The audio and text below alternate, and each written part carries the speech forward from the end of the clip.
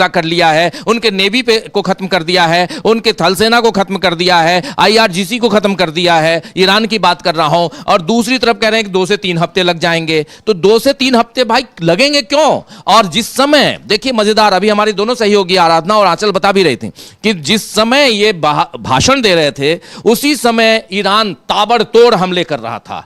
तो ये 2 से 3 अगर आपने खत्म कर दिया, आप कह रहे हैं रिजीम चेंज कर दिया हमने, रिजीम चेंज आपने किया नहीं। आपने क्या किया है और किस आधार पे, किस बेस पे? या तो आप दुनिया को मूर्ख समझते हैं, अपने आप को आपने बादशाह घोषित कर दिया है ये मानते हैं, और आपको ज्ञान बिल्कुल नहीं है, और अगर युद्ध का ज्ञान होता, या आपके इर्द गिर्द जो लोग हैं वो आपको बरगला रहे हैं, सही दिशा में नहीं ले जा रहे हैं, आप अमेरिका को बर्बाद करने पर तुले हुए हैं, यही माना जाए? क्या माना जाए? देखिए राजीव जी, आज का जो उनका भाषण रहा, राष्ट्र के नाम संबोधन या जो भी उन्होंने इसके लिए शब्द इस्तेमाल किया हो, इसको एक लाइन में अगर इसकी व्याख्या की जाए, बताया जाए, तो सीधे सीधे कहा जाएगा कि ये ट्रंप की हताशा है। पूरी तरीके से हताश हैं वो, और वही बयान उन्होंने एक तरीके से समग्र रूप से दे दिया जो पिछले 1 महीने से वो लगातार दे रहे हैं। उसमें कोई नई बात नहीं है, ये वहीं के उनके अमेरिका के ही तमाम उनके प्रतिद्वंदी, तमाम उनके अपने देश के लोग कह रहे हैं। दूसरी बात ये जो आप बिल्कुल सही कह रहे हैं कि आप एक बार कह रहे हैं कि हमने ख़त्म कर दिया है, फिर आप कह रहे हैं कि हमारा रिजीम चेंज करने का मकसद ही नहीं था। रोज़ आप पिछले महीने भर से यही चिल्ला रहे हैं कि हम वहाँ रिजीम चेंज करने के लिए आए थे। अब आपका मकसद ही बदल गया है, मकसद भी बदल गया, लड़ाई का तरीका भी बदल गया, लड़ाई का परिणाम भी बदल गया, सब कुछ आप ही अपने से बदल रहे हैं। हॉर्मुज़ के लिए ही आपको याद है कि 3 बार उन्होंने डेडलाइन बढ़ाई कि अगर आपने हॉर्मुज़ स्ट्रेट को नहीं खोला तो हम आपके पावर प्लांट्स को नष्ट कर देंगे। ईरान ने कहा नष्ट करो, हम तो पहले से तैयार बैठे हुए हैं नष्ट करने के लिए। तुरंत 3 बार उन्होंने डेडलाइन चेंज की। अब कह रहे हैं कि हॉर्मुज़ से हमारा कोई लेना देना नहीं है। सीधे सीधे राजीव जी, ये हताशा डोनाल्ड ट्रंप की दिखा रही है। हताशा इसलिए है कि युद्ध के मोर्चे पर पूरी तरीके से विफल साबित हुए हैं। अमेरिका के इतिहास में मुझे नहीं लगता कि इतनी बड़ी हार कभी किसी और राष्ट्रपति के समय में हुई होगी, या इतना बड़ा नुकसान कभी किसी दूसरे राष्ट्रपति के समय में हुआ होगा। ये इतिहास में अब वो दर्ज हो गए हैं। इस बात की हताशा, अपने देश में जो दबाव बन रहा है उस बात की हताशा, और सबसे महत्वपूर्ण बात, पूरी दुनिया ने जिस तरीके से हाथ खींच लिए हैं उस बात की हताशा। उनका ये बयान, उनकी ये बातें सब वही दर्शा रही हैं। अब देखना है, इधर ईरान ने ताबड़तोड़ हमले फिर शुरू किए हैं, 89वीं लहर शुरू कर दी है। ये अपना बोल रहे हैं, बड़बोलापन दिखा रहे हैं, वो हमले कर रहा है, वो बता रहा है, वो हमले करके बता रहा है कि हम क्या कर रहे हैं। और अब इनके ऊपर जो प्रेशर चारों तरफ का बन रहा है वो है, एक हताशा में और भी भूल गया, जो बेंजामिन नेतन्याहू की तरफ से है, जो इनको इस लड़ाई से पीछे हटने नहीं दे रहा है, जिसकी वजह से लड़ाई में कूदे हैं। तो चारों तरफ का ये जो दबाव है, उस दबाव ने इनको ज़बरदस्त तरीके से हताश कर दिया है, और अब समझ भी नहीं आ रहा है कि करें क्या। बिल्कुल बिल्कुल आप सही कह रहे हैं कि इस पे विश्लेषण हम लोग और करेंगे कि बेंजामिन नेतन्याहू के ने आखिर इनकी कौन सी नब्ज दबा रखी है जिस कारण डोनाल्ड ट्रंप पीछे हटने को मजबूर भी चाहते हैं, लेकिन मजबूर हैं, वो हटना नहीं चाहते, हटना चाहते हैं लेकिन हट नहीं पा रहे हैं, सही सेंटेंस होगा। लेकिन यहां पर बेंजामिन नेतन्याहू तक हम आए, ऐसे विश्लेषणों पर जाएं, हमारे साथी अमलेंदु जी भी जुड़े हुए हैं, जरा यहां पर समझना चाहते हैं कि आखिर इस वक्त हो क्या रहा है। और सबसे बड़ी बातें यहां पर जो आ रही हैं वो ये कि जैसे ही भाषण उन्होंने देना शुरू किया, डोनाल्ड ट्रंप ने राष्ट्र को संबोधित करना शुरू किया अमेरिका के समय के अनुसार रात 9 बजे, और हमारे देश के यानी भारत के समय के अनुसार आज सुबह 6:30 बजे भाषण देना शुरू किया। ईरान ने यानी तेहरान से और अलग अलग शहरों से ताबड़तोड़ हमले अमेरिकी सैन्य अड्डों पे, चाहे वो मिडिल ईस्ट में हो या अमेरिकी सैन्य अड्डों के अलावा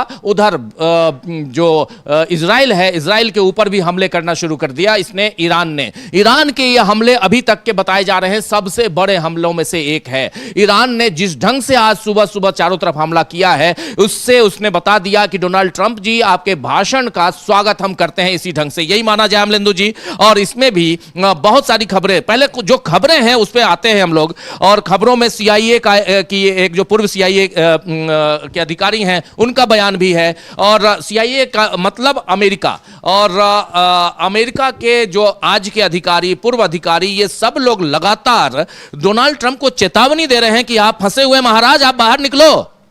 बिल्कुल राजीव जी, ये साफ तौर पे कहा जा रहा है कि आप फंसे हुए CIA के पूर्व निदेशक हैं लैरी जॉनसन, और उन्होंने जो ईरान का प्रेस टीवी है उसके साथ बातचीत में साफ तौर पर कहा है कि ईरान ने यह दिखा दिया है कि उसे ना तो धमकाया जा सकता है और ना ही झुकने के लिए मजबूर किया जा सकता है। और उन्होंने ये भी जोड़ा कि अगर ईरान हार भी जाता है तो भी वह रोज़ाना जवाबी कार्रवाई करता रहेगा। ये साफ तौर पर CIA के जो पूर्व निदेशक हैं लैरी जॉनसन, उनका कहना है ट्रंप के इस भाषण के बाद राजीव जी। और ट्रंप ने भाषण दिया उसके बाद तुरंत रिटर्न गिफ्ट जो है वो इजराइल ने दिया अमेरिका को, अमेरिका के जो सैन्य अड्डे हैं उन पर, और इजराइल पर 100 से ज़्यादा ईरान ने दिया, ईरान ने रिटर्न गिफ्ट दिया। 100 से ज़्यादा मिसाइलों से उसने हमले जो हैं वो किए हैं, और ज़बरदस्त तरीके से उसने हमले किए हैं। जो खातम अल अनबिया का केंद्रीय मुख्यालय है उसने कहा है कि जैसा कि हमने कहा है कि हम अमेरिकी ज़ायोनी दुश्मनों से घोषणा करते हैं कि हमारी सैन्य शक्ति और साजो सामान के बारे में आपकी खुफिया जानकारी अधूरी है, हमारी अत्यंत व्यापक और रणनीतिक क्षमताओं के बारे में आपको कुछ भी पता नहीं है। और UAE में गुप्त जमावड़े वाली जगह पर IRGC के हमले में 37 अमेरिकी सैनिक मारे गए हैं, ये ईरान की सेना ने दावा किया है राजीव जी। और कहा है कि जायोनी शासन से संबंधित तेल टैंकर एक्वा 1 को मध्य फारस की खाड़ी में निशाना बनाया गया है और वह जल रहा है, और इसकी कोई भी जो खंडन है वो अमेरिका की तरफ से राजीव जी नहीं आया है। और इधर जो है ऑस्ट्रेलिया के प्रधानमंत्री हैं एंथनी अल्बनीज़, उन्होंने ट्रंप के संबोधन के बाद कहा है कि ये साफ नहीं है कि ईरान में क्या और हासिल करने की ज़रूरत है। ट्रंप साहब इसके बारे में कुछ भी नहीं जानते हैं, कुछ भी उन्होंने नहीं बताया है। इधर अबू धाबी ने बताया है कि एक मिसाइल को बीच में रोकने से खलीफा इकोनॉमिक जोन्स अबू धाबी का जो है उसके आसपास इलाके में काफ़ी नुकसान हुआ है, लेकिन कोई घायल नहीं हुआ है। और इधर जो है अमेरिका और इजराइल की सेनाएं जो है वो भी ईरान के ऊपर हमले जारी किए हुए हैं, और हाल के घंटों में लारिस्तान और मियानेह में 9 लोगों की जान गई और हवाई अड्डों तथा बंदरगाहों को नुकसान पहुंचा है।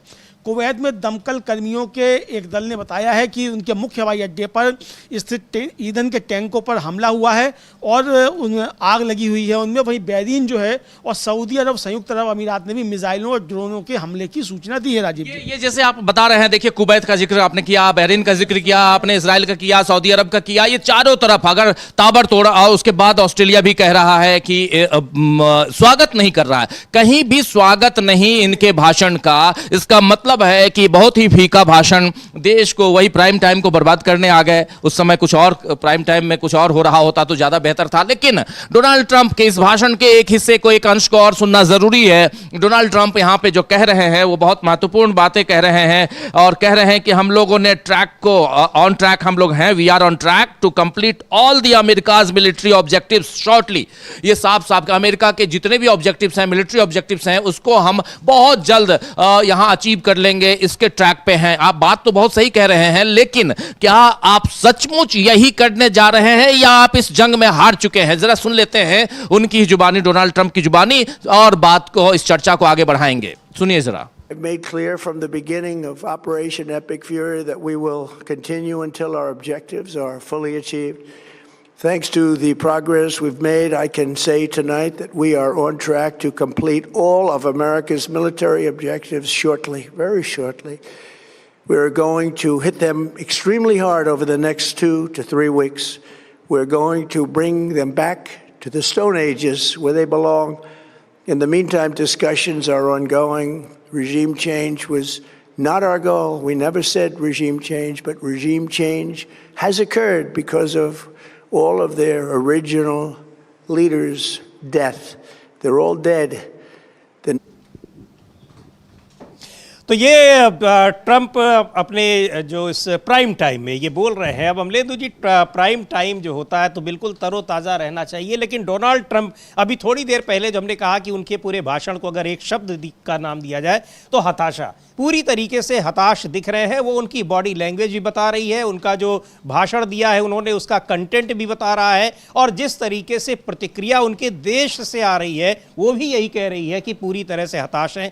क्या ऑब्जेक्टिव है, क्या लक्ष्य है, क्या करना चाहते हैं, क्यों लड़ाई आप लड़ रहे हैं, लड़ाई क्या आगे कब तक चलेगी, किसी बात की कोई स्पष्टता नहीं है, कोई क्लैरिटी नहीं है। अभी ऑस्ट्रेलिया के प्रधानमंत्री अल्बनीज का नाम लिया, उन्होंने कहा ठीक है, ये तो हम मान रहे हैं कि आप ईरान के परमाणु कार्यक्रम को खत्म कर रहे हैं, उसको आप परमाणु हथियार नहीं बनाने दे रहे हैं, लेकिन उसके बाद क्या आपका ऑब्जेक्टिव है वो भी तो हम जाने, आखिर किस लिए फिर लड़ाई कर रहे हैं। बिल्कुल सही बात है, किस लिए आप लड़ाई कर रहे हो। फिर आप जब कह रहे थे कि भाई आप तो पहले ही खत्म कर चुके हैं, हाँ। और उनकी सेना भी मारी गई, उनके नेता भी मारे गए और उनके हमने सारे तबाह कर दिए, फिर 2 से 3 हफ्ते क्यों चलेगा?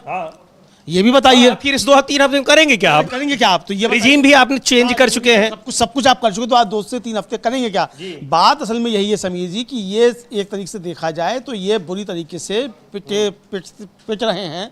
तो उस पिटाई से जो है अब ये बताना चाहते हैं कि हम देखो पिटे भले ही हैं लेकिन हम ईरान को तबाह कर देंगे, ये बताना चाहते हैं। अब वो सीधा उन्होंने, अच्छा ये भी खैर नहीं है कि वो वास्तव में उनका ऑब्जेक्टिव नहीं समझ में आ रहा है। अब वो ईरान को पाषाण युग में भेज देंगे। अरे भाई आप पाषाण युग में भेज देंगे तो वो ईरान के लोग और खतरनाक हो जाएंगे, तब तो पत्थर भी आसपास वालों को मारेंगे, और पाषाण युग में जाने के बाद तो वो पकाकर भी नहीं खाते हैं, कच्चे ही चबा जाएंगे। अगर आप उनको पाषाण युग में भेजना चाह रहे हैं, इस तरह की प्रतिक्रिया आएगी। लेकिन अमलेंदु जी फिर वही कहूंगा कि बात वही है कि बहुत ही बुरी तरीके से हताश नजर आ रहे हैं डोनाल्ड ट्रंप, और ईरान अब उनको बता रहा है कि आप हताशा में भी अगर बयान दे रहे हो लेकिन वो आपके लिए कितना खतरनाक होगा, ये उसने नवासीवीं लहर शुरू करके फिर से बता दिया है। बिल्कुल समीर जी, उसने नवासीवीं लहर शुरू करके बता दिया है, और ये नवासीवीं लहर जो है ट्रंप साहब के भाषण के बाद जो है वो जारी की गई है समीर जी। और इसमें 100 से ज्यादा भारी मिसाइलें, हमलावर ड्रोन, 200 रॉकेट जो हैं वो छोड़े गए हैं, और इलात, तेल अवीव और बनई बराक शहरों पर इसमें हमला किया गया है। और पश्चिमी एशिया में हज़ारों किलोमीटर के दायरे में जो है ये हमले हुए हैं, और जिनका निशाना कब्जे वाले क्षेत्रों के उत्तर से दक्षिण तक फैले अमेरिकी और ज़ायोनी ठिकाने थे। और ये भी कहा गया है कि बहरीन में अमेरिकी सेना के गुप्त ठिकाने पर सटीक हमला किया गया, जहां 80 से ज़्यादा सैनिक मौजूद थे। साथ ही अल अधीरी अड्डे पर मौजूद हेलीकॉप्टर समूह पर बैलिस्टिक मिसाइलों से हमला किया गया, जिसमें एक पूरी तरीके से नष्ट हो गया और अन्य जो है पूरी तरीके से मतलब क्षतिग्रस्त हो गए, ये बताया गया है खबरों में।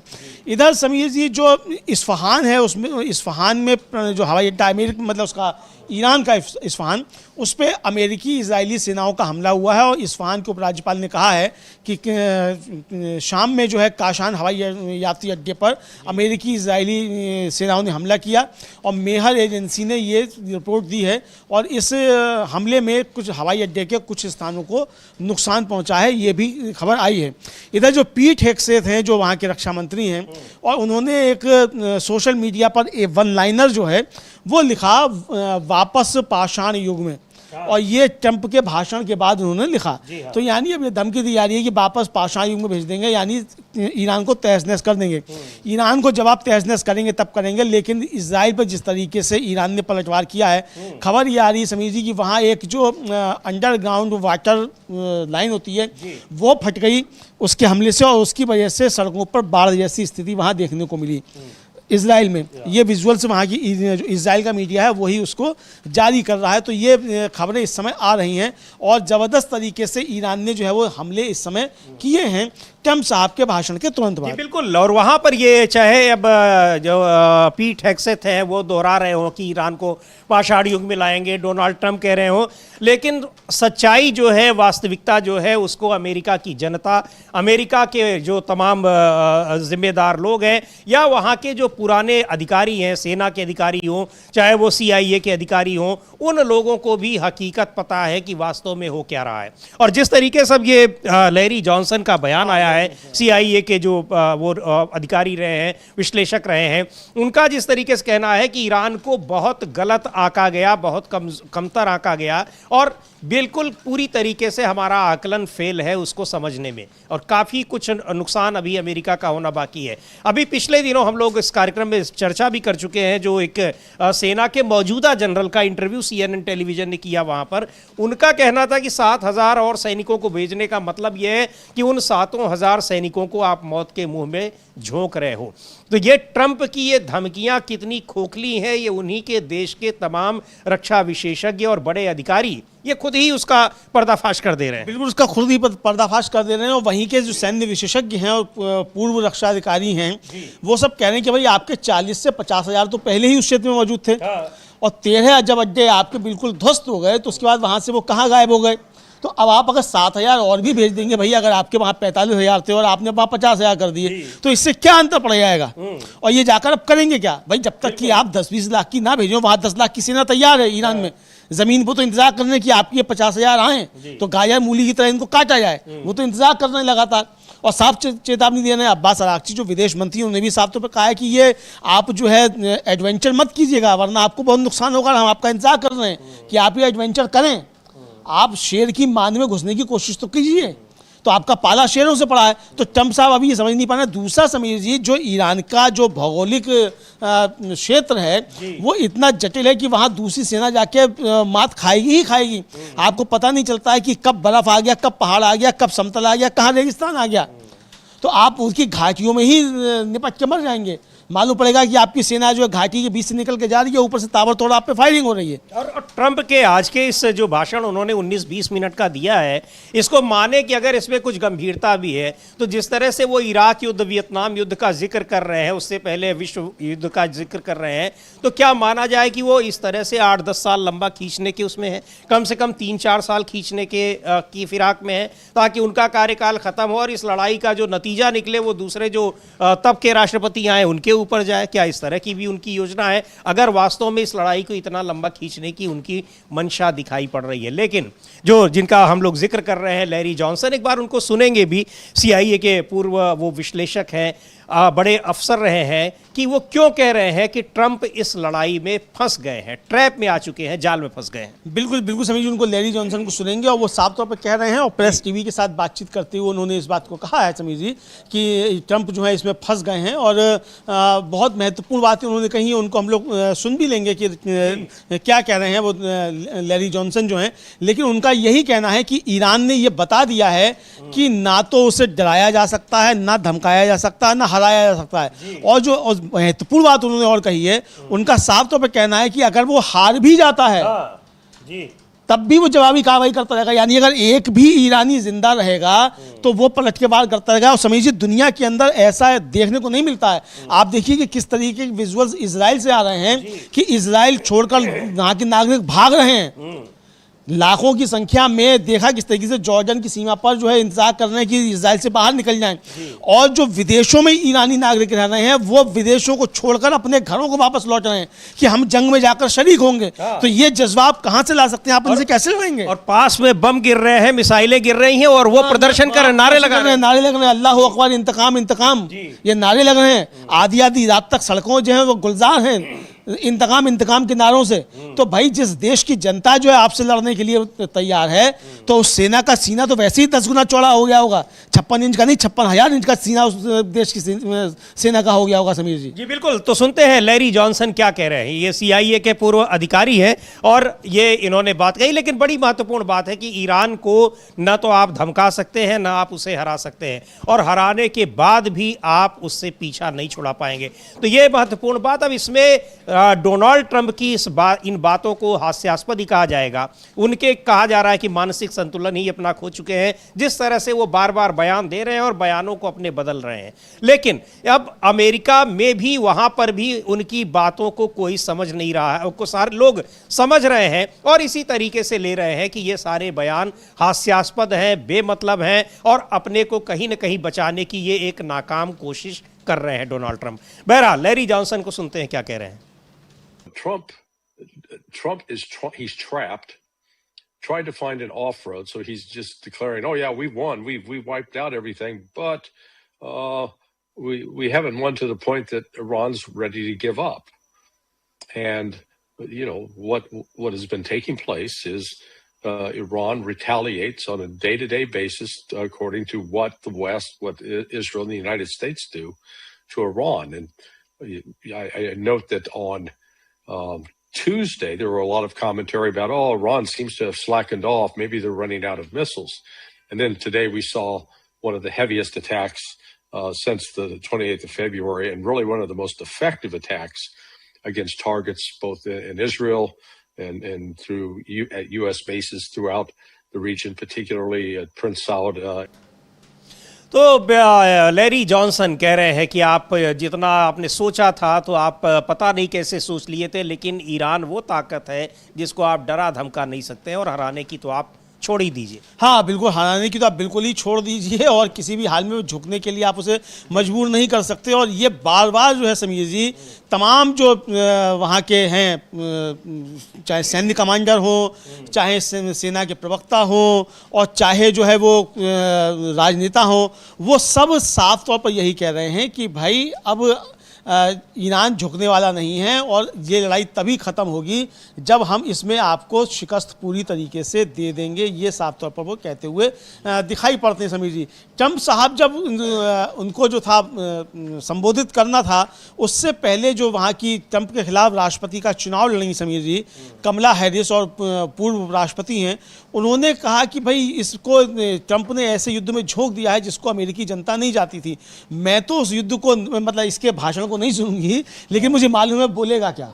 मतलब वो प्राइम टाइम के इनके ट्रंप के भाषण से पहले उन्होंने कहा, कमला हैरिस ने, कि हम तो सुनेंगे नहीं लेकिन ये पता है कि क्या बोलेंगे। यानी कुल मिलाकर कहा जाए कि वहां लोगों को ये मालूम था कि ये जो पिछले 1 महीने से ये बोल रहे हैं, ले देकर वही बातें बोलेंगे, इसके अलावा उनके पास बोलने के लिए कुछ नहीं है। बहरहाल सुन लेते हैं कमला हैरिस को क्या कह रही हैं।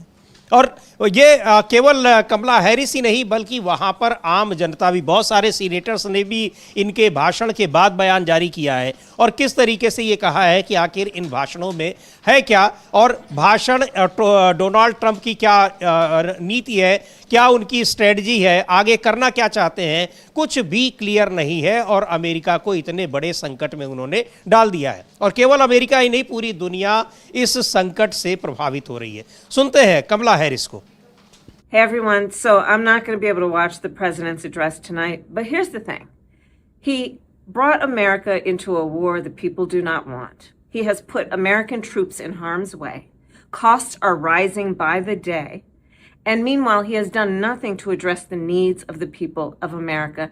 And I bet you he's going to try and claim victory tonight. But the reality is we're watching what he does instead of listening to what he says. तो ये किस तरीके से कमला हैरिस का कहना है कि डोनाल्ड ट्रंप ने अमेरिका को एक ऐसे युद्ध में झोंक दिया है जिसे लोग नहीं चाहते, अमेरिकी सैनिकों को खतरे में डाला है और बढ़ती लागतों के बावजूद अमेरिकी लोगों की ज़रूरतों को पूरा करने के लिए कुछ नहीं किया है। हैरिस का कहना है कि राष्ट्रपति आज रात जीत का दावा करने की कोशिश करेंगे और राष्ट्रपति के शब्दों के बजाय उनके कार्यों को हम लोग देख रहे हैं। और ये सही बात है कि आप जो कर रहे हैं वो तो दिखाई पड़ रहा है। आप पिछले 1 महीने से, जब से ये लड़ाई शुरू हुई उसके दूसरे तीसरे दिन से ही आप कह रहे हैं कि हम तो लड़ाई जीत चुके हैं, और उसके बाद फिर ईरान एक के बाद एक भीषण हमले कर रहा है, झेलना पड़ रहा है वहाँ पर इसराइल को, मध्य पूर्व के देशों को जहाँ आपके ठिकाने हैं, और आपके सैनिकों को जिनको आपने वहाँ लड़ने के लिए भेजा हुआ है। बिल्कुल समीर जी, और सही कह रही हैं, एक तरह से कहा जाए कमला हैरिस जो हैं, और वो यही कह रही हैं कि भाई लोग जो है आपके शब्दों को नहीं, आपके कामों को देख रहे हैं। आप मुंह से कुछ भी कहते रहिए, लेकिन जो नुकसान अमेरिका का हो रहा है और जिस तरीके से एक तरह से कहा जाए कि जो जिस स्थिति में अमेरिका पहुंच गया है वो अमेरिकी लोग देख रहे हैं। तो आपके कहने से आप जीत गए थोड़ी ना हो जाएगा। वहाँ जिस तरीके से नुकसान हो रहा है, महंगाई बढ़ रही है, और अब देखिए वहाँ की शेयर बाजार में भी आग लग गई। तो ये जिस तरीके से हो रहा है, तो लोग आपके इस बातों को देख रहे हैं। वहाँ के एक और सीनेटर हैं समीर जी, क्रिस वैन होलेन, और उन्होंने एक ट्वीट किया, और क्रिस वैन होलेन का कहना है कि ट्रंप ने हमेशा की तरह हमसे झूठ बोला। ये उनके भाषण के बाद उन्होंने ट्वीट किया है। 2 हफ्ते से भी ज़्यादा पहले उन्होंने कहा था कि हम जीत गए। अगर ऐसा है तो हम अभी भी वहाँ क्यों हैं? अब आगे क्या होगा? हम बस ट्रंप के और ज़्यादा झूठों की उम्मीद कर सकते हैं। यह वहमी आदमी हमारे देश और पूरी दुनिया के लिए एक खतरा है। ये बहुत बड़ी बात है। और देखते हैं क्या लिखा है उन्होंने, ट्विटर पर लिखा है और ये कहा है कि भाई वो, हाँ यही बात हम लोग कह रहे हैं कि दूसरे दिन से ही वो कह रहे हैं कि हम जीत चुके हैं। जीते आप आज तक नहीं है और जीतने की कोई संभावना भी दूर दूर तक नजर नहीं आ रही है। ये आपको भी पता है और अमेरिका वालों को भी पता है जो वो अपने बयान दे रहे हैं। लेकिन ये जो बात कहा उन्होंने कि ये व्यक्ति न केवल अमेरिका के लिए बल्कि पूरी दुनिया के लिए एक खतरा है। और वो खतरा दिखाई पड़ रहा है किस तरीके से आपने नेतान्याहू के दबाव में आकर या नेतान्याहू की किसी वजह से उनके ट्रैप में फंसकर आपने अपने देश को भी इस लड़ाई में झोंक दिया और आपको पता ही नहीं था कि इस लड़ाई का अंजाम क्या होने वाला है। इसका मतलब आपने अपने पिछले जो आपके राष्ट्रपति थे उनको आपने मूर्ख समझा कि वो लोग इस लड़ाई में क्यों नहीं कूदे। आपने अपने को बहुत ज़्यादा होशियार समझा, ज़्यादा ताकतवर समझा या फिर कुछ और समझा। तो ये कहा भी है, ये आपने संबोधन में कहा भी है कि कोई और राष्ट्रपति हिम्मत नहीं कर सका, मैंने हिम्मत की है, मैंने हिम्मत की। यानी ये कि कोई और राष्ट्रपति ये मूर्खता नहीं कर सका, ये मूर्खता करने की हिम्मत मैंने दिखाई है। इसको आप इस तरीके से भी देख सकते हैं। ट्रम्प साहब खुद कबूल रहे हैं कि ऐसी मूर्खता पहले का कोई राष्ट्रपति नहीं कर सका, ऐसी मूर्खता करने की हिम्मत मैंने दिखाई है। अब मूर्खता है या फिर डर है या जो भी है, ये उनका जो सीनेटर है क्रिस हॉलन, उनका ये ट्वीट है कि ट्रंप हमेशा की तरह से झूठ बोलते हैं और 2 हफ्ते से पहले उन्होंने कहा था हम जीत गए, उससे पहले भी कहा हम जीत गए। अगर ऐसा है तो हम अभी भी वहाँ क्यों हैं? अब आगे क्या होगा? हम बस ट्रंप के और ज़्यादा झूठों की ही उम्मीद कर सकते हैं। ये वहमी आदमी हमारे देश और पूरी दुनिया के लिए खतरा है। तो बात सही कह रहे हैं कि आप अभी भी वहाँ पर क्यों हैं, और अभी तो कह रहे हैं कि 2-3 हफ्ते रहेंगे, और यहाँ तक कि अब कह रहे हैं कि वो वहाँ वियतनाम में तो हम 18 साल तक रहे हैं। इसका मतलब आपकी योजना 18 साल तक वहाँ लड़ाई में बने रहने की और अपने सैनिकों को वहाँ पर मरवाते रहने की। बिल्कुल बिल्कुल समीर जी, ये उनके सैनिकों को मरवाते रहने की यही जो है वो इनकी हो सकती है कि आप वहाँ मरवाते रहें। लेकिन इस बीच समीर जी, जो ईरान के राष्ट्रपति हैं डॉक्टर मसूद पेजेशकियान, उन्होंने एक आप उसे खुला खत कह सकते हैं, ओपन खत कह सकते हैं, वो जो है उन्होंने लिखा है अमेरिका के लोगों के लिए, अमेरिका के लोगों के लिए, आम जनता के लिए, अमेरिका के लोगों को खासतौर से उसमें संबोधित उन्होंने किया है। और उन्होंने जो उसमें बातें लिखी हैं, बहुत महत्वपूर्ण बातें लिखी हैं, और उन्होंने साफ तौर पर कहा है कि अमेरिकियों से जो कहा है कि भाई युद्ध प्रचार के धुंध से परे देखें और मनगढ़ंत खतरे जो हैं उनको आप खारिज करें। और ये उसमें उन्होंने सवाल उठाया कि क्या वाशिंगटन वास्तव में अमेरिका फर्स्ट के सिद्धांत पर चल रहा है या केवल इजराइल के लिए प्रॉक्सी के रूप में काम कर रहा है जो आखिरी अमेरिकी सैनिक तक लड़ने को तैयार है। और ये पेजेशकियान ने उन लोगों को संबोधित करते हुए कहा कि जो विकृतियों मनगढ़ंत कहानियों की बाढ़ के बीच सच्चाई की तलाश जारी रखते हैं। और उन्होंने ईरान को ऐतिहासिक रूप से एक गैर आक्रामक शक्ति के रूप में प्रस्तुत करके अपनी बात शुरू की। ये उन्होंने शुरू जी बिल्कुल, उन्होंने कहा है कि ईरान ने अपने आधुनिक इतिहास में कभी भी आक्रामकता, विस्तारवाद, उपनिवेशवाद या प्रभुत्व का, सुप्रीमेसी का मार्ग नहीं चुना है। और ये भी कहा उन्होंने कि हमेशा हम दृढ़ता और बहादुरी से हमने उन लोगों को खदेड़ा है जिन्होंने हम पर हमला किया है। तो ये बात उन्होंने अमेरिका, वो डोनाल्ड ट्रंप तो ये बात कह रहे हैं कि हमने रेजीम चेंज कर दी, कोई दूसरी रेजीम उनसे बात कर रही है। कौन बात कर रहा है ये वो नहीं बता पा रहे हैं। लेकिन ईरान के राष्ट्रपति जो अमेरिकी जनता से जो वार्तालाप कर रहे हैं पत्र के माध्यम से, ट्वीट के माध्यम से, उससे ये साफ साबित हो रहा है कि अमेरिका की जनता उनकी बातों से कितना कन्विंस्ड है। वहाँ के जो तमाम सीनेटर्स हैं यही बात वो कह रहे हैं वहाँ। और यही नहीं कि अरब देशों के लोगों को भी जिस तरीके से ईरान के राष्ट्रपति और रक्षा मंत्री ने कहा है, उन लोगों ने भी अब ये सोचना शुरू कर दिया है कि आखिर अमेरिका को अपने यहाँ ठिकाने बनाने के लिए, ट्रिलियंस ऑफ डॉलर्स देने के लिए, अपने उनके जो तमाम प्रोजेक्ट हैं उनमें निवेश करने से हमको मिला क्या है, वो लोग भी अब सोचने लगे। बिल्कुल वो सोचने लगे हैं। और जो एक महत्वपूर्ण बात उन्होंने अपने पत्र में लिखी है समीर जी, और उन्होंने जो किसी भी देश की सरकार और उसके जो नागरिक होते हैं उनके बीच में एक बड़ी स्पष्ट रेखा खींची है। और आपको याद होगा कि जब भारत में जो उनके प्रतिनिधि हैं, मतलब यहाँ की सुप्रीम लीडर उनके, उन्होंने कहा भी कि भाई हमने यहाँ के आम के खुलूस को देखते हुए भारत के जहाजों को निकलने की हमने अनुमति दी है। सरकार नहीं कहा, उन्होंने भारत के नागरिकों के कहा। तो ये उनका, तो उन्होंने ये भी उसमें लिखा है। और उन्होंने कहा है कि ईरानी जनता अमेरिकियों के प्रति कोई दुर्भावना नहीं रखती। और उन्होंने लिखा कि ईरानी जनता अन्य राष्ट्रों के प्रति, जिनमें अमेरिका, यूरोप या पड़ोसी देशों के लोग शामिल हैं, कोई शत्रुता नहीं रखती। और उन्होंने इस अंतर को ईरानी संस्कृति और सामूहिक चेतना में गहराई से निहित सिद्धांत, ना कि एक अस्थायी राजनीतिक रूप बताया। और इसी विषय को आगे बढ़ाते हुए पेशकियान ने कहा कि ईरान को एक खतरे के रूप में देखना एक मनगढ़ंत धारणा है, और उन्होंने कहा कि ऐसा दृष्टिकोण शक्तिशाली लोगों की राजनीति को आर्थिक सनक का परिणाम है, जो दबाव को उचित ठहराने, सैन्य वर्चस्व बनाए रखने, हथियार उद्योग को बढ़ावा देने और रणनीतिक बाजारों पर नियंत्रण रखने के लिए एक दुश्मन को गढ़ने की आवश्यकता पर जोर देते हैं। और उन्होंने आगे कहा कि ऐसे माहौल में अगर कोई खतरा मौजूद नहीं है तो उसे गढ़ा जाता है, यानी कि अगर हमारा कोई शत्रु नहीं है तो हम शत्रु तैयार कर लेंगे।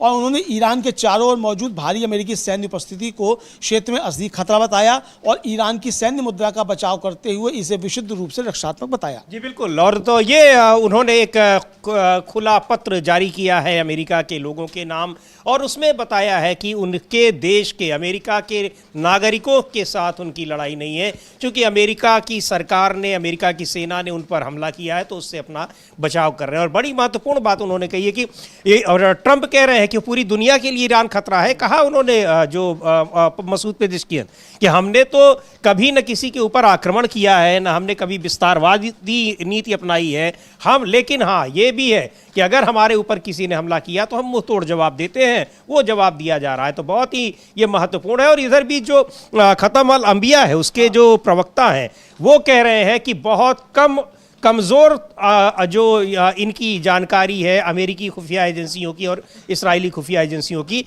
उनको ईरान की ताकत के बारे में कुछ भी अंदाज़ा नहीं है। बड़ी महत्वपूर्ण बात उन्होंने कही। बिल्कुल महत्वपूर्ण बात कही है समीर जी। हाँ, और ये कहा उन्होंने खतम अल अंबिया के मुख्यालय जो है कि यूएस इसराइल को ईरान की सैन्य शक्ति जो समझ है वह अधूरी है, और उसने अपने दुश्मनों को पूरी तरह से सरेंडर करने तक युद्ध जारी रखने का वादा किया है। और उसने कहा, उनके प्रवक्ता ने, कि हमारी सैन्य शक्ति और साजो सामान के बारे में आपकी जानकारी अधूरी है, आपको हमारी विशाल और रणनीतिक क्षमताओं के बारे में कुछ नहीं पता। ये उन्होंने साफ तौर पर कहा समीर जी। बिल्कुल। और कहा है कि आप नहीं पता है और आप इसीलिए हमको आकलन हमारा आप ठीक से नहीं कर पाए हैं। आपने सोचा होगा कि कुछ मिसाइलों का, ड्रोन्स का जखीरा हमारे पास है, उसको हम चला लेंगे, इस्तेमाल कर लेंगे, उसके बाद ताकत खत्म हो जाएगी। लेकिन हम अभी, हमारे पास जखीरा भी है और हम उसका प्रोडक्शन भी कर रहे हैं, बना भी रहे हैं। तो ये चीज़ें हैं। लेकिन दुनिया भर में अब डोनाल्ड ट्रंप के बयानों की जो चर्चा हो रही है, अब वो चर्चा वही हो रही है जिस तरह से उन्होंने अपना बयान दोहराया है, उन्हीं बातों को दोहराया है। तो अब लोगों को भी ये लग रहा है कि डोनाल्ड ट्रंप के पास कहने को कुछ नहीं है, ना उनके पास अपनी कोई प्लानिंग है और ना ही कोई रोड मैप है कि इस लड़ाई को कैसे ख़त्म किया जाए, कैसे सुलझाया जाए, या फिर आगे कौन सी रणनीति अपनाई जाए। इसका मतलब जो सीधे वो CIA के जो एनालिस्ट हैं बिल्कुल सही कह रहे हैं कि ट्रंप बुरी तरीके से फंस चुके हैं, ट्रैप में आ गए। बिल्कुल बुरी तरीके से फंस चुके हैं। और जो खातम अल अंबिया के प्रवक्ता हैं वो साफ तौर पर कह रहे हैं कि ये उम्मीद ना करें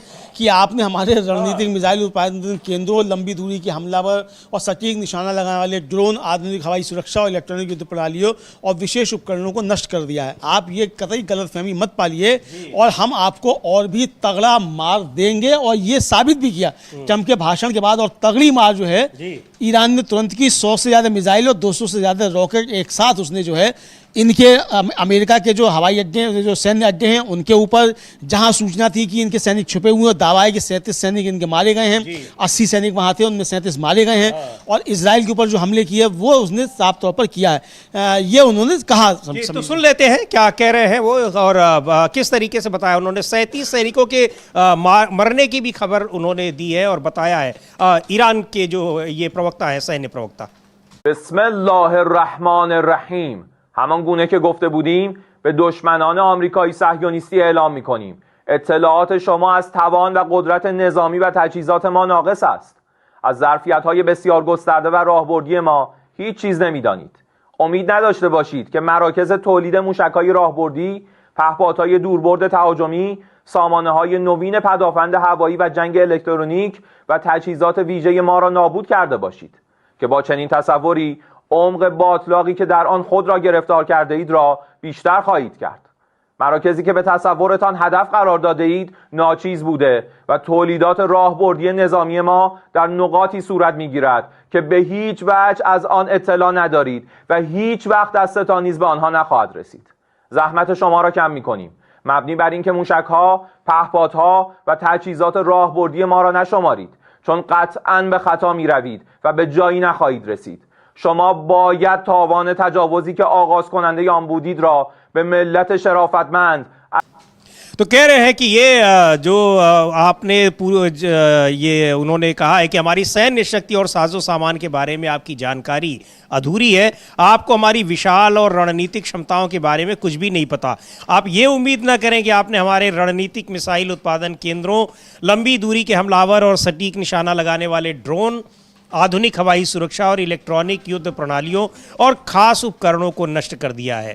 हमारा रणनीतिक सैन्य उत्पादन उन जगहों पर होता है जिनके बारे में आपको कोई जानकारी नहीं है और जहां आप कभी पहुंच भी नहीं पाएंगे। तो ये, और जिनको आपने निशाना बनाया वो तो बहुत मामूली थे। लगातार जो बंकर बस्टर बॉम्ब्स हैं वो वहां पर दाग रहा है अमेरिका और इसराइल, लेकिन जो उत्पादन केंद्र है यानी जहां इनका निर्माण होता है वहां तक नहीं पहुंच पा रहे हैं और वहां लगातार प्रोडक्शन चल रहा है। लगातार प्रोडक्शन चल रहा है और जो आखिर में कहा है इन्होंने, इनके प्रवक्ता ने उन्होंने कहा है कि और भी ज्यादा करारे, व्यापक और विनाशकारी कदम हम उठाएंगे।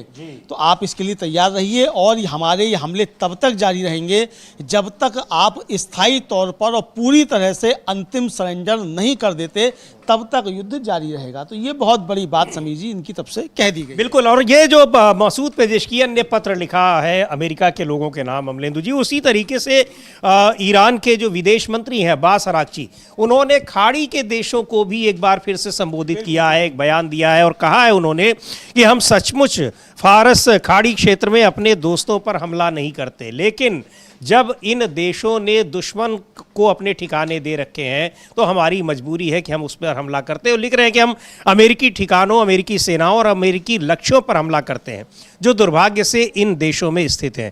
वे फारस की खाड़ी के लोगों को मानव ढाल के रूप में इस्तेमाल कर रहे हैं। संयुक्त राज्य अमेरिका ईरान पर हमला करने के लिए इन देशों की ज़मीन, हवाई क्षेत्र और जल क्षेत्र का इस्तेमाल कर रहा है। क्या वे 2000 किलोमीटर दूर से हमला करते हैं? नहीं। 3 अमेरिकी F-15 विमान कुवैत में थे। कोई भी पूछ सकता है कि वे कुवैत में क्या कर रहे थे। वे इस क्षेत्र में अपने ठिकानों पर तैनात अमेरिकी हवाई टैंकरों के जरिए ईंधन भरते हैं। अगर वहां अमेरिकी ठिकाने नहीं होते तो कोई भी उन पर हमला नहीं करता। फारस खाड़ी क्षेत्र में हमारे दोस्तों को हमारे बारे में शिकायत करने के बजाय संयुक्त राज्य अमेरिका और ज़ायोनी शासन के बारे में शिकायत करनी चाहिए। यह सचमुच सही नहीं। तो ये महत्वपूर्ण बात है क्योंकि इन देशों में कहीं भी किसी पब्लिक प्लेस पर या उनके ठिकानों पर हमला नहीं हुआ, उनके किसी प्रोजेक्ट पर हमला नहीं हुआ है। बिल्कुल समीर जी, उन पर कोई हमला नहीं हुआ है और जो भी हमले हुए हैं वो अमेरिका या इजराइल से जुड़े हुए संस्थानों पर हुए हैं। और अभी भी जो ईरान ने धमकी दी है 18 US की जो कंपनियां हैं जिसमें गूगल, मेटा और एप्पल शामिल हैं, वो भी सब अमेरिकी कंपनियां हैं। लेकिन समीर जी, जो अब्बास अराक्ची कह रहे हैं और ट्रंप के सुबह भाषण देने के बाद अल जजीरा ने कुवैत से रिपोर्ट दी है कि खाड़ी देशों में लोग इस बात से ज़्यादा डर रहे हैं कि नागरिक संस्थानों को निशाना बनाया जा सकता है। यानी कि जो कहा है उसने कि हम अमेरिका से जुड़े हुए संस्थानों पर हमला करेंगे, तमाम संस्थान अमेरिका से जुड़े हुए हैं और उसने सबको कर दिया है।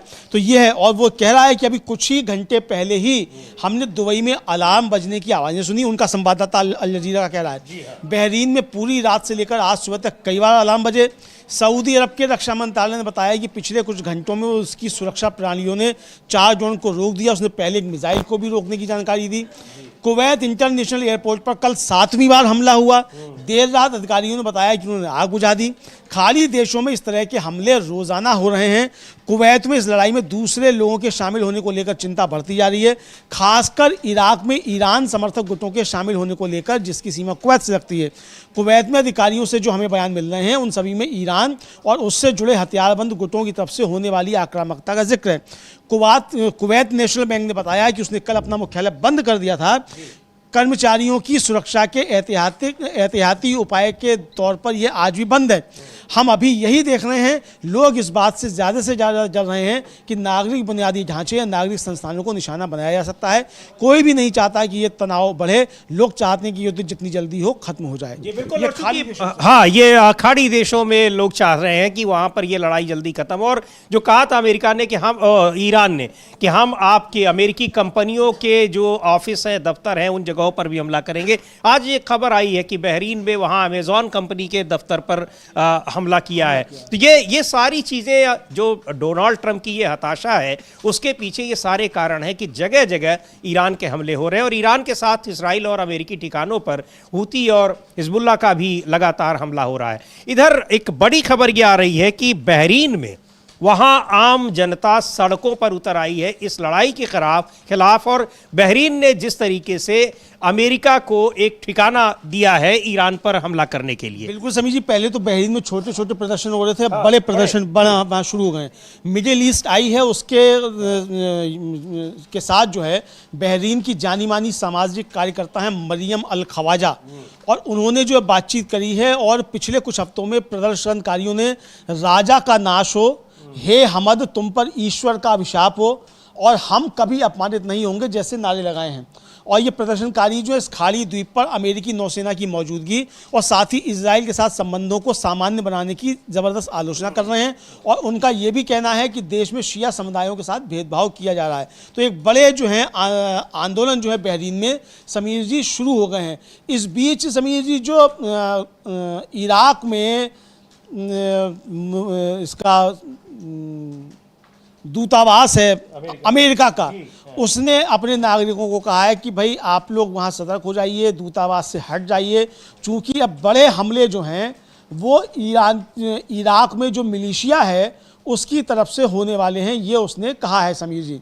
और 24 घंटे के भीतर मिलिशिया हमलों की उसने चेतावनी दी है। उसने एक ट्वीट किया है, वो हम लोग दिखा भी सकते हैं कि उसने क्या ट्वीट किया। और समीर जी ये आप बता सकते हैं कि उन्होंने जी बिल्कुल, तो ये कि वहाँ पर जो बगदाद में इराक की राजधानी बगदाद में अमेरिकी दूतावास है वहाँ पर हमला किया गया है। और ये इस हमले के बारे में जो जानकारी दी गई है कि इराक में ईरान से जुड़े मिलिशिया समूह अगले 24 से 48 घंटों में मध्य बगदाद में हमला करने की योजना बना सकते हैं। इसमें जो संभावित लक्ष्य हैं वो क्या, मतलब वो टारगेट किसको करेंगे? टारगेट करेंगे अमेरिकी नागरिकों, अमेरिकी जो व्यवसाय हैं उनको, विश्वविद्यालयों, राजनयिक सुविधाओं, ऊर्जा के बुनियादी ढांचे, होटल, हवाई अड्डों और अमेरिका से जुड़े माने जाने वाले अन्य स्थानों पर वो टारगेट करेंगे। और यहाँ उनको सूचीबद्ध किया गया है, बाकायदा उनकी लिस्टिंग की गई है। तो ये अब वो जिन जगहों पर भी खाड़ी के देशों में अमेरिकी ठिकाने हैं, उनकी कंपनियां हैं, जिन जगहों पर जिन प्रोजेक्ट्स पर अमेरिकी निवेश है, उसका पैसा लगा हुआ है,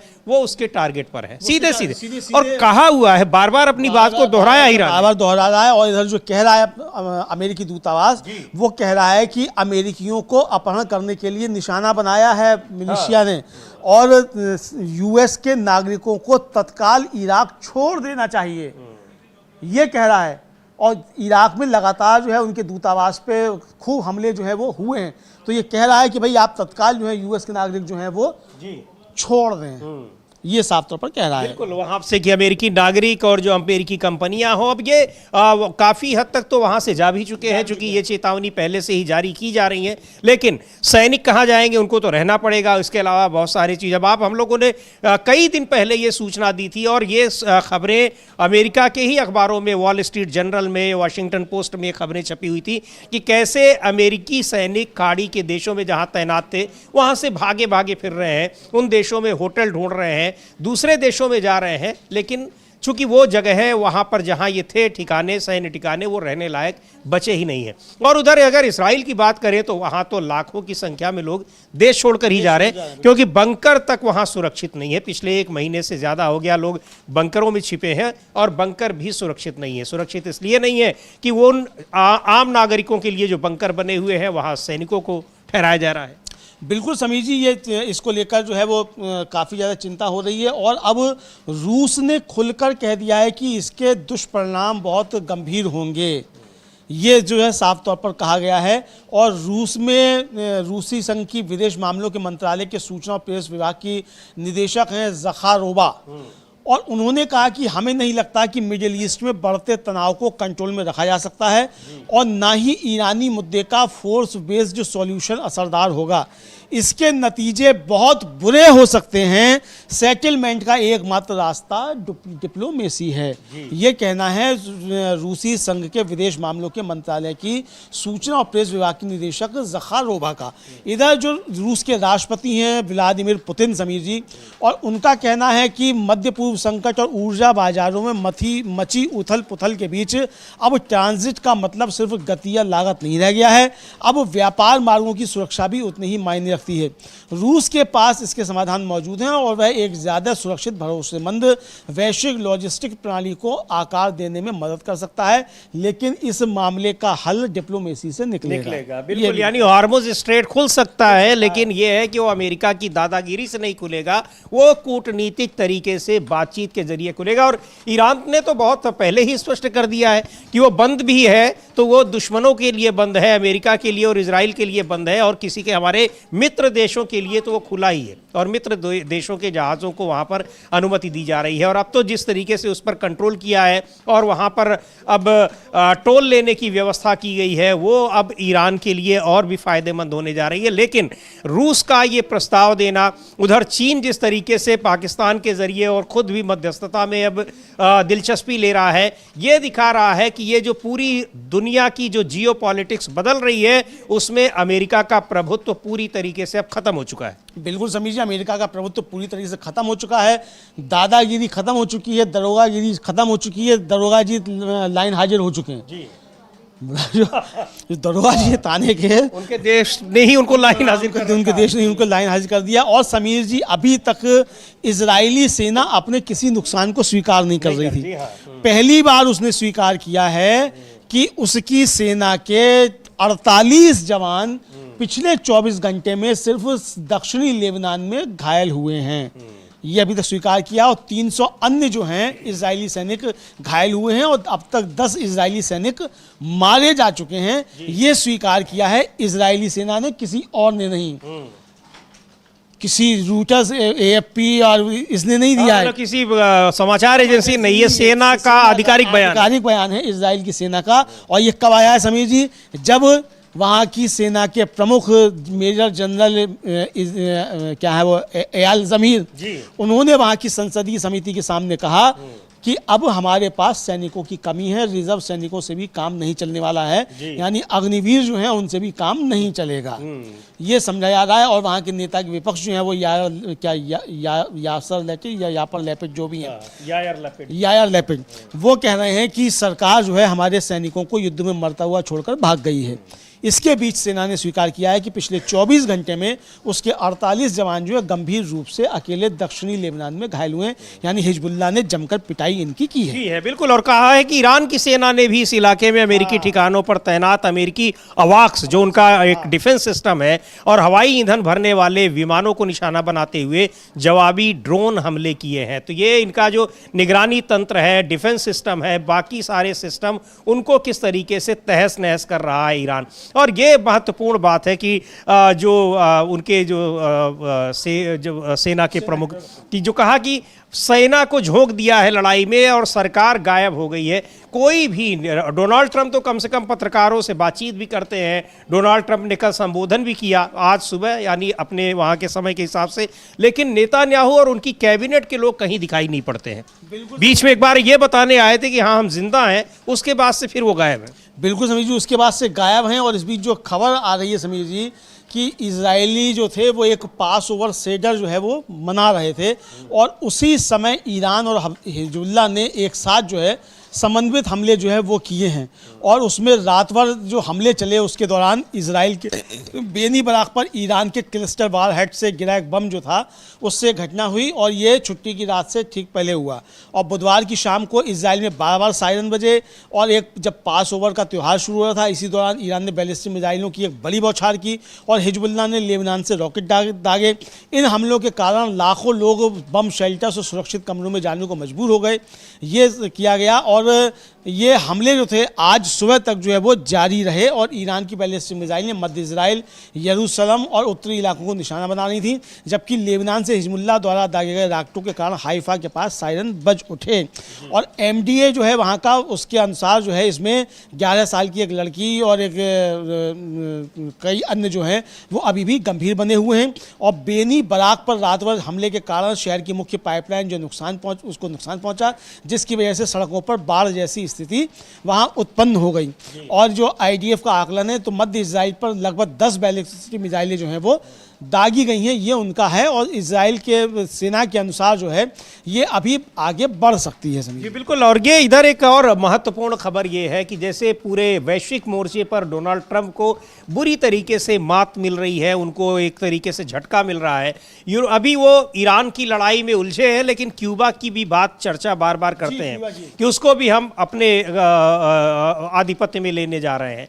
और ईरान में अभी लड़ाई लड़ी रहे हैं, लेकिन क्यूबा के समर्थन में, क्यूबा की मदद के लिए यूरोपीय संघ आया है और कहा है कि हम हर तरीके से उसको मदद देंगे। जो यूरोपियन यूनियन ने कहा है कि क्यूबा की जनता के लिए 2 मिलियन यूरो की सहायता की घोषणा की है यूरोपियन यूनियन ने। बिल्कुल, यूरोपीय यूनियन ने 2 मिलियन यूरो की सहायता की घोषणा की और घोषणा ही नहीं की, और उसको सहायता भेजी भी है समझिए।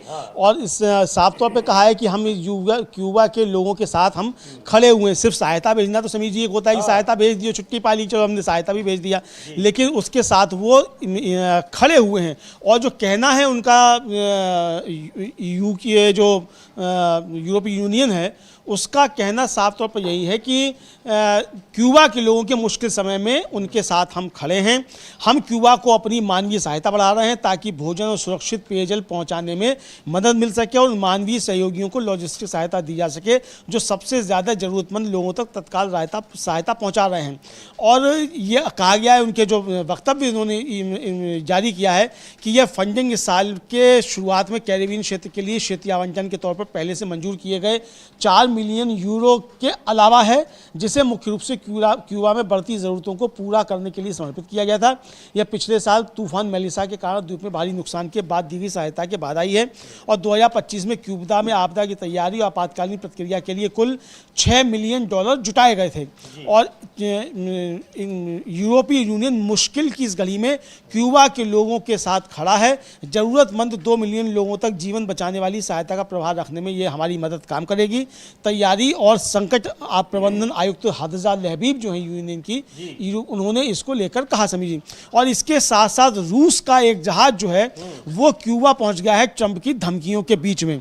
और रूस की जो विदेश मंत्रालय की जो प्रवक्ता हैं उन्होंने इसको लेकर कहा कि जो हम कहते हैं वो हम करते हैं। हमने कहा कि हम क्यूबा के साथ खड़े हैं, तो हमारा जहाज क्यूबा पहुंच गया है और हम अपने वादे पर कायम हैं कि हम क्यूबा की मदद के लिए हम खड़े हुए हैं और हम इसको मदद देते रहेंगे। ये उन्होंने साफ तौर पर कहा और कहा कि हमने बार बार इस बात की पुष्टि की है कि अमेरिका के अभूतपूर्व दबाव और धमकियों के बीच हम क्यूबा का समर्थन करने के लिए तैयार हैं। मानवीय सहायता लेकर टैंकर अनातोली कोलोदकिन का हवाना पहुंचना इस बात का एक और प्रमाण है कि हमारा रुख अपरिवर्तित है। यानी अब आप क्यूबा में भी अगर डोनाल्ड ट्रंप कुछ करने जा रहे हैं तो वो सोच लें कि वहाँ रूस पहले से खड़ा है, यूरोपियन संघ वहाँ पहले से खड़ा है, यूरोपीय देश पहले से ही उसके समर्थन में खड़े हैं। और अब अमेरिका वेनेजुएला नहीं बना पाएगा किसी भी देश को, ये वो समझ ले। तो बहुत महत्वपूर्ण ये खबरें हैं। इन सब के बीच जो ईरान की जो सेना है, रिवोल्यूशनरी गार्ड है, उसने कहा है कि ताज़ा हमलों में किसी एक जगह, खुफिया जगह पर बहुत सारे अमेरिकी सैनिकों ने शरण ले रखी थी, वहाँ भीषण हमला किया गया और 37 अमेरिकी सैनिकों को मार दिया गया। और वो जो सेना के प्रवक्ता है उनका बयान भी आया है, सुन लेते हैं वो क्या कह रहे हैं। نیروی دریایی سپاه در 5 عملیات گسترده و پردامنه با ترکیب موشک‌های بالستیک و کروز و پهپادهای انهدامی اهداف برجسته نظامی دشمنان آمریکایی صهیونیستی در منطقه را منهدم ساختند. در نخستین هدف تهاجمی این نیرو 2 رادار هشدار زودهنگام در اختیار آمریکایی‌ها در منطقه و مستقر بر یک سازه دریایی در آبها و جزایر امارات با دقت بالا منهدم گردیدند. یک نفتکش متعلق به رژیم نامشروع صهیونیستی با نام آکوا-1 در منطقه میانی तो ये बता रहे हैं कि यूएई में यानी संयुक्त अरब अमीरात में गुप्त ठिकानों, गुप्त जमावड़े वाली जगह पर IRGC के हमले में 37 अमेरिकी सैनिक मारे गए। ये ईरानी सशस्त्र बलों के प्रवक्ता हैं जो बता रहे थे। और इनका कहना है कि ज़ायोनी शासन से संबंधित तेल टैंकर एक्वा 1 को मध्य फारस खाड़ी में निशाना बनाया गया और वो जल रहा है। ये उन्होंने ये बयान दिया है। 37 अमेरिकी सैनिकों, इनका कोई जिक्र अमेरिका की सेना या अमेरिका के राष्ट्रपति या जो जिम्मेदार अधिकारी हैं, पेंटागन या फिर वहाँ पर जो प्रेसिडेंट ऑफिस है, कहीं से कोई जिक्र इन बातों का नहीं होता है। और इसी वजह से जो ट्रंप के खिलाफ वहाँ की जनता उठ खड़ी हुई है, सड़कों पर उतरी है, वो इसीलिए कि सैनिकों की जान जो जा रही है उसकी सूचना को भी सीक्रेट रखा गया है, बताया नहीं जा रहा है। बिल्कुल समीर जी, उसकी सूचना को भी सीक्रेट रखा गया है, बताया नहीं जा रहा है। वहाँ जो पहुँच रहे हैं तो परिजनों को भी, सैनिकों के परिजनों को भी उसकी किसी भी तरीके से वीडियो जो है बनाने की अनुमति नहीं दी जा रही है। मतलब उसका चित्र भी नहीं खींचने दिए जा रहे हैं और वीडियो भी नहीं बनाने दिए जा रहे हैं। ये वहाँ पे आ रहा है समीर जी, देखा जा सकता है। और इसको आप समझ सकते हैं कि किस तरीके से वहाँ खबरें जो हैं वो छिपाई जा रही हैं। एक तरीके से कहा जाए तो ये खबरें जो है वहाँ छिपाई जा रही हैं। अमेरिका में और इजराइल में भी वही काम इजराइल कर रहा है। वो अपने सैनिकों के जो हताहत सैनिक हैं, जिनकी जान जा रही है, जो घायलों की तो जानकारी दी भी जा रही है, लेकिन मरने वालों की जानकारी नहीं दी जा रही है। और वहाँ भी इसीलिए नेतन्याहू के खिलाफ एक बड़ा अभियान चल रहा है, उनके खिलाफ नारेबाजी हो रही है। जब भी समय मिल रहा है लोग निकल रहे हैं, चूँकि वहाँ तो पूरी जनता बंकरों में ही छिपी हुई है। बावजूद इसके कई बार वहाँ से भी प्रदर्शन की तस्वीरें आ रही हैं। बिल्कुल समीर जी, वहाँ से भी खूब प्रदर्शन की तस्वीरें आ रही हैं। और इजराइल में अब जो है जनता वो सड़कों पर जो है वो उतर रही है और नेतन्याहू के खिलाफ जो है वहाँ प्रदर्शन कर रही है। और ये खूब जो है वो इस तरीके के आ रहे हैं। और इजराइल से ही जो है समीर जी वो प्रदर्शन करते हुए लोग आए हैं।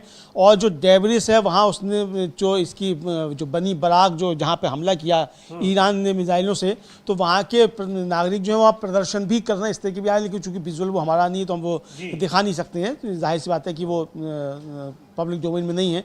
लेकिन वो विजुअल्स वहाँ से इस तरीके के आ रहे हैं कि वहाँ नागरिक जो है वो सरकार के खिलाफ प्रदर्शन कर रहे हैं। ये देखा जा सकता है समीर जी। बिल्कुल। और ये जो खबरें लगातार वहाँ से ईरान के हमले की आ रही है, और उसके अलावा जो ईरान पर भी इस्फहान शहर पर हमला हुआ है, इजराइल की तरफ से लगातार हमले हो रहे हैं, अमेरिका की तरफ से। और ये ईरान का वहाँ पर जो विदेश मंत्रालय के प्रवक्ता हैं, उन्होंने डोनाल्ड ट्रंप के भाषण के जवाब में एक बयान जारी किया है और कहा है, चेतावनी दी, जिसमें ट्रंप ने चेतावनी दी थी कि ईरान को 2 से 3 हफ्तों के भीतर किसी समझौते पर राजी होना होगा, वरना उसके हर पावर प्लांट पर हमले किए जाएंगे। अभी यही चेतावनी उन्होंने हॉर्मुज स्ट्रेट खाली करने के लिए दी थी, जिस पर अब वो पलट गए हैं। कोई ज़रूरत नहीं, लोग देखें अपना। तो इस्माइल बगाई है जो ईरान की विदेश मंत्रालय के प्रवक्ता हैं, उनकी इस धमकी पर जवाब है, ट्रंप की धमकी पर, कि हम युद्ध, बातचीत, संघर्ष विराम और फिर उसी पैटर्न को दोहराने के इस दुष्चक्र को बर्दाश्त नहीं करेंगे। उन्होंने इसको कहा है कि न सिर्फ ईरान के लिए बल्कि पूरे क्षेत्र के और उससे भी आगे के लिए ये विनाशकारी है। जब तक अमेरिका और इजराइल के हमले जारी रहेंगे, ईरान उनका मुकाबला करता रहेगा। उन्होंने इस बात को फिर दोहराया है कि ईरान अपने खाड़ी के पड़ोसी देशों को दुश्मन नहीं मानता। उन्होंने कहा, हमने बार बार कहा है कि हम उन सभी के साथ अपने अच्छे पड़ोसी वाले रिश्ते बनाए रखने के लिए दृढ़ हैं। समस्या ये है कि अमेरिका और इजराइल ईरान के खिलाफ अपनी सैन्य आक्रामकता को अंजाम देने के लिए उनके इलाकों का इस्तेमाल कर रहे हैं, और ये एक अन्यायपूर्ण युद्ध है जिसे ईरानी लोगों पर थोपा गया है। हमारे पास जोरदार तरीके से मुकाबला करने के अलावा कोई और चारा नहीं है। तो ये उन्होंने बिल्कुल स्पष्ट किया है। ये जो बात कही है कि हम युद्ध, बातचीत, संघर्ष विराम और फिर उसी पैटर्न को दोहराए, इसमें अब हम सीधे सीधे इस लड़ाई को खत्म करेंगे। और खत्म करने के लिए उन्होंने 3 शर्तें रख दी और ये भी कह दिया कि अब हमारे पास जोरदार तरीके से मुकाबला करने के अलावा और कोई चारा नहीं है। यानी no ceasefire, no surrender, हम मुकाबला करेंगे, इसके अलावा और कोई विकल्प है ही नहीं। ज्ञानेश कुमार जी के मुताबिक जो है ना तो शपथ पत्र देंगे और ना माफी मांगेंगे, संघर्ष ही करेंगे। यही हमारे पास एक विकल्प है, तीसरा कोई विकल्प नहीं है। और आप हमारे पावर प्लांट पर हमले करोगे तो हम आपके पावर प्लांट पर ऐसे हमले करेंगे। तो और इनके ये हमले दिखाई भी पड़ रहे हैं। वहां पर जैसे ही टैंकरों को निशाना बनाया, फिर ईरान ने इतने टैंकरों को निशान बनाया कि फिर खामोश हो गया अमेरिका। डोनाल्ड ट्रंप भी खामोश हो गए और अब धमकी दी थी कि हॉर्मुज स्ट्रेट को नहीं खाली किया तो पहले 48 दिन की धमकी, फिर 5 दिन की, फिर 6 अप्रैल तक की, और अब वो कह रहे हैं कि हॉर्मुज स्ट्रेट से हमारा कोई मतलब ही नहीं है। तो ये क्या कुछ कह रहे हैं? अब अमेरिका के लोग ही कह रहे हैं कि आपको अपनी जो ताकत दिखानी है, जो करना है, उसको आप अमल में लाइए, दिखाइए, केवल कहने से काम नहीं चलेगा, अमल में लाइए। सीधे सीधे उनका कहना है जैसे ईरान कर रहा है, आप वैसे करिए। बिल्कुल बिल्कुल वैसे ही करिए। और उनका ज़बरदस्त विरोध जो है समीर जी अमेरिका में भी काफ़ी शुरू हो गया है, ट्रंप का विरोध, और तमाम सीनेटर्स वहाँ जो है इसको लेकर अपने वक्तव्य जारी कर रहे हैं। वहाँ के तमाम जो नागरिक समूह हैं वो इसको लेकर ट्रंप की आलोचना कर रहे हैं और यही कह रहे हैं कि ट्रंप आखिर आया क्यों था भाई, देश का समय बर्बाद करने के लिए और दुनिया का समय बर्बाद करने के लिए, और अब तक तूने हासिल क्या किया भाई, ये तो बता दे कम से कम कि ये किस तरीके से आ रहा है। और समीर जी जो मतलब ट्रंप का मजाक जो है वो पूरी दुनिया में ज़बरदस्त तरीके से बढ़ रहा है और ये पता नहीं क्यों इसको जो है वो समझ नहीं पा रहे हैं। और एक वरिष्ठ ईरानी अधिकारी जो हैं उन्होंने अमेरिकी राष्ट्रपति जो डोनाल्ड ट्रंप है उन्होंने जो दावा किया था उस दावे पर हंसते हुए प्रतिक्रिया दी कि ईरान की मतलब कहा था ना कि ईरान के राष्ट्रपति ने संघर्ष विराम, वो भी बताया कि नए राष्ट्रपति ने संघर्ष विराम का अनुरोध किया, तो वो हंसे उस पर। और जो मतलब ये कि ट्रंप की टिप्पणी जो है